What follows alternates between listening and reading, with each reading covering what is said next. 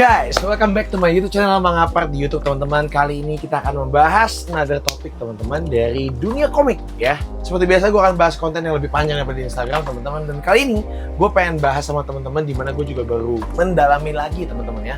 Sebenarnya komik itu ada apa-apa aja sih formatnya, teman-teman. Kan teman-teman lihat nih lately kan kemarin kan kayak di Indonesia, teman-teman lihat nih ada kayak Naruto Bind Up ya. Ini kenapa sih sebutnya Bind Up volume 2 in 1 itu ya. Dan ada apa lagi sebenarnya di luar sana komik-komik itu formatnya ada apa aja. Nah, teman-teman, gue udah siapin semuanya, teman-teman. Kita akan bahas kira-kira manga itu terbit dalam format apa aja sih. Let's go. Oke guys, kita mulai dari yang paling umum dulu, yaitu versi tankobon atau singles, teman-teman. Nah, ini yang paling biasa teman-teman jumpain, teman-teman ya. Ini gue lagi pegang tankobon Jepang, teman-teman. Sama ini ada versi 2 dari Indonesia, teman-teman. Gue ambil 2 aja, dari PGI sama dari Alex.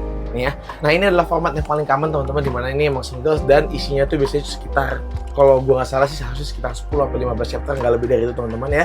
Dan ini bisa dibilang format yang paling terjangkau, teman-teman ya, secara harga gitu ya. Dan secara kualitas juga ini adalah standarnya, teman-teman, di berbagai negara. Ini standar cetakan mereka. Kita bukan bahas kualitas, tapi kita lagi bahas cetakan standar negara-negara pasti di cetakan tankobon ini, teman-teman ya. Dan judul-judulnya pasti banyak banget, teman-teman, karena semua judul pasti terbitnya versi ini dulu harusnya gitu ya. Versi pertama tankobon adalah versi Oke. Nah, format kedua, teman-teman, yaitu Aizoban atau Limited Collections ataupun Collector's Edition, teman-teman ya. Seperti contoh cetakannya gue pegang ini, teman-teman, Berserk ya. Berserk Deluxe ini adalah salah satu contoh Aizoban, teman-teman. Dan Aizoban ini kelebihannya apa, teman-teman? Kelebihannya adalah udah jelas harga. Kenapa harga? Karena cetakan ini sesuai dengan namanya, karena ini premium banget, deluxe, dan karena ini premium juga Collector Edition, jadi dicetak dengan kualitas yang sangat amat bagus. Dan menurut gue, bisa gue bilang format terbagus ya format Aizoban ini harusnya ya. Nah, lihat nih kayak Berserk, teman-teman. Berserk itu ada tankobonnya kayak tadi, tapi ada juga nih keluar dengan versi hardcover ya. Kita ngomongin deluxe ya. Dan selain hardcover ini tuh cetakannya. Tuh. Gambarnya bagus banget karena dicetak di kertas yang gramasinya berat banget, tebel banget, teman-teman. Jadi cetakannya tuh tajam banget. Udah pasti ini puas banget. Ini cocok banget untuk teman-teman yang memang cinta banget sama judul tersebut, dan judul tersebut dikeluarin versi collector edition kayak gini, kayak Berserk Deluxe ini, udah gue jamin pasti puas ya. Cuman memang sekali lagi, teman-teman, kelemahannya adalah ini harganya memang cukup tinggi. Contohnya kayak Berserk ini, teman-teman ya, kalau teman-teman beli tankobonnya, gue kayaknya ada deh tankobon Berserk. Walaupun ini bukan volume ya, teman-teman. Nih, gue punya nih Berserk format tankobon, walaupun ini official guide-nya, teman-teman ya. Ini format tankobonnya kayak gini, teman-teman. Ini bisa dibeli di harga 150 ribuan kalau di Indonesia. Tapi yang deluxe ini, teman-teman, kalau di toko-toko kayak Peri Plus, Kinokuniya gitu, teman-teman, ini 1.100.000-an sekarang harganya. Memang jauh banget lebih mahal. Sekali lagi karena ini diperuntukkan untuk teman-teman yang memang kolektor gitu ya, dan teman-teman suka banget sama judulnya. Gue jamin Aizoban version ini atau Collector's Edition ini premium banget, ini worth it buat kalian. Ini format kedua. Nah, teman-teman, masuk ke format ketiga, dan disinilah gue juga kadang-kadang mulai bingung. Format Kanzenban atau biasa disebut dengan format deluxe ya. Nah, contoh komiknya, apakah tadi Berserk Deluxe tadi masuk ke sini? Enggak, teman-teman. Tapi contoh komiknya tuh Slam Dunk yang gue punya, teman-teman ya. Di sini di Jepang tuh disebutnya Slam Dunk yang format deluxe ini adalah Kanzenban. Biasanya Kanzenban ini dicetak dengan volume yang lebih sedikit, teman-teman ya. Contoh nih kayak Slam Dunk tuh harusnya volume 31, tapi di volume ini dia tuh di volume 24. Kelebihannya adalah formatnya juga kadang-kadang mewah, teman-teman, lebih mewah, covernya juga baru, ilustrasi covernya baru, sehingga ini memberikan look yang fresh buat teman-teman yang suka sama judul ini, ataupun buat teman-teman yang mungkin waktu itu belum koleksi, sekarang baru mulai koleksi. Ini dia, teman-teman, versi Kanzenban. Nah, gue juga masih agak bingung, mungkin teman-teman mungkin yang tahu ya, karena ini gue juga baru pelajarin lebih detailnya lagi gitu ya, teman-teman. Mungkin kalau kalian bisa kasih informasi tambahan, please share di komen ya, sebenarnya detailnya Kanzenban tuh apa lagi sih sebenarnya. Nah, mungkin yang mau cetak di Indonesia juga selain Slam Dunk ini, teman-teman, yang akan lebih kelihatan adalah Dragon Ball. Dragon Ball kan Indonesia mau cetak nih yang warna merah nih, teman-teman ya. Ada gambarnya biasanya, gue coba show gambar sini ya. Nah, tapi Dragon Ball yang mau dirilis itu adalah format Kanzenban. Nah, gitu guys. Oke. Kira-kira seperti itu format ketiga, itu format Kanzenban. Let's go, kita ke format keempat. Di format keempat ini, teman-teman, format omnibus ya. Nah, omnibus ini sesuai dengan namanya, teman-teman, itu adalah format yang beberapa volume dijadiin satu gitu ya. Nah, gue punya beberapa sampel, teman-teman, untuk versi omnibus ya. Ini gue punya Shaman King sama Attack on Titan yang omnibus, teman-teman. Ini bahasa Inggris ya, teman-teman ya. Nah, lihat nih. Kalau kalian lihat nih, di spine-nya itu ditulis ini volume 1, 2, 3, 1, 2, 3. Jadi ini gabungan 3 volume menjadi satu. Nah, kelebihannya adalah spine-nya menurut gue pertama-tama ya, gue nih orangnya looks-nya dulu, teman-teman ya. Ini spine-nya cakep banget. Dia bisa kasih art yang lebih besar, lebih tebal, dan kadang-kadang kayak Fire Force, Shaman King ini juga nih, teman-teman, spine-nya itu nyambung panjangnya gitu ya. Yang kedua adalah harganya lebih terjangkau. Sumpah, teman-teman, omnibus itu kalau dibandingin sama yang tankobon, walaupun ini satu bukunya kayak, bang, satu bukunya kan 250 ribu, iya lebih mahal, tapi isinya 3 loh biasanya. Jadi satunya sekitar kayak 70-80 ribu.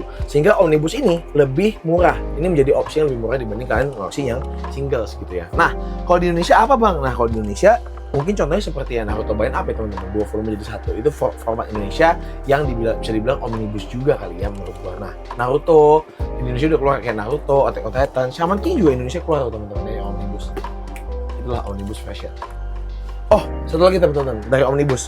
Kadang-kadang walaupun lebih murah, kertasnya itu lebih tipis dibandingin yang tankobon gitu ya. Ini teman-teman kalau gue lihat nih, omnibusnya Shaman King, walaupun dia Kodansha teman-teman, emang bagus juga buku papernya, tapi kalau dibandingin sama yang biasa lebih tipis. Kenapa ya? Karena dia tebal banget. Bayangin kalau harus pakai kertas yang gramasinya sama teman-teman, biasanya kualitasnya omnibus itu sedikit lebih di bawah ya. Tapi ya, again, ada harga, ada barang. Let's go.